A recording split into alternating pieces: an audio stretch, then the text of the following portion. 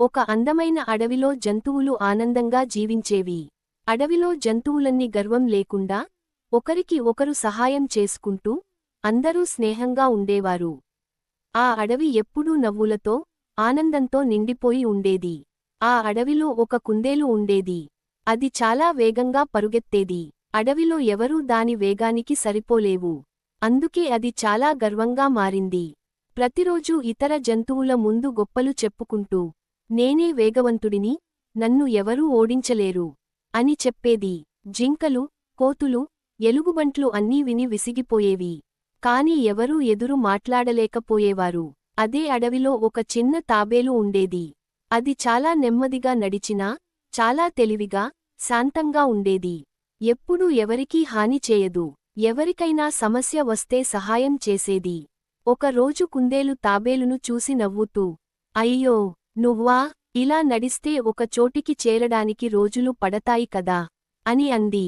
అప్పుడు తాబేలు చిరునవ్వుతో, వేగం ఉన్నవాడే గెలుస్తాడని కాదు, ఆలోచన ఉన్నవాడే గెలుస్తాడు అని సమాధానం ఇచ్చింది. ఈ మాట కుందేలుకు నచ్చలేదు. అయితే రేస్ పెడదాం, ఎవరు గెలుస్తారో చూద్దాం అంది.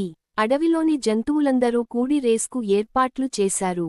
నక్క రిఫరీగా నిలిచింది. ఈ పెద్ద చెట్టు దగ్గర నుంచి నది దగ్గర ఉన్న రాయి వరకు ఎవరు ముందుగా చేరితే వాళ్లే గెలుస్తారు అని ప్రకటించింది.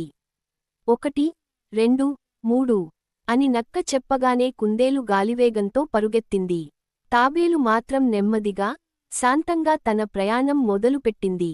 కొద్దిసేపట్లోనే కుందేలు చాలా దూరం వెళ్ళింది. వెనక్కి చూసి తాబేలు కనిపించకపోవడంతో నవ్వుకుంది. ఇంకా చాలా టైం ఉంది, కొంచెం విశ్రాంతి తీసుకుంటాను అనుకుంది. అది ఒక చెట్టు కింద కూర్చొని చల్లని గాలి తగులుతుండగా నిద్రలోకి జారిపోయింది. తాబేలు నెమ్మదిగా వస్తూ చుట్టూ జాగ్రత్తగా గమనించింది. ముందు దారిలో ఒక చిన్న వంతెన కనిపించింది. ఆ వంతెన దారి చాలా చిన్నది, కానీ కాస్త కష్టంగా ఉంది. తాబేలు ఆలోచించింది, ఈ దారి కష్టం అయినా ఇది దగ్గర దారి. నేను దీన్ని వాడితే త్వరగా చేరగలను. అది జాగ్రత్తగా, ధైర్యంగా ఆ వంతెన మీదుగా వెళ్ళింది. మెల్లగా అయినా ఆగకుండా ముందుకు సాగింది. కొంతసేపటికి తాబేలు గమ్యస్థానానికి చేరుకుంది. అక్కడున్న జంతువులన్నీ ఆశ్చర్యపోయాయి. తాబేలు గెలిచింది, తాబేలు గెలిచింది అని కేరింతలు కొట్టాయి. అంతలో నిద్ర లేచిన కుందేలు పరుగెత్తుకుంటూ వచ్చింది. గమ్యానికి చేరేసరికి తాబేలు ఇప్పటికే గెలిచిందని చూసి షాక్ అయింది. నేను తాబేలును తక్కువ అంచనా వేశాను. నేను నిద్రపోకుండా ఉండి ఉంటే నేను గెలిచేవాడిని. తాబేలు చాలా తెలివితో గెలిచింది. నా గర్వంతోనే నేను ఓడిపోయాను అనుకుంది.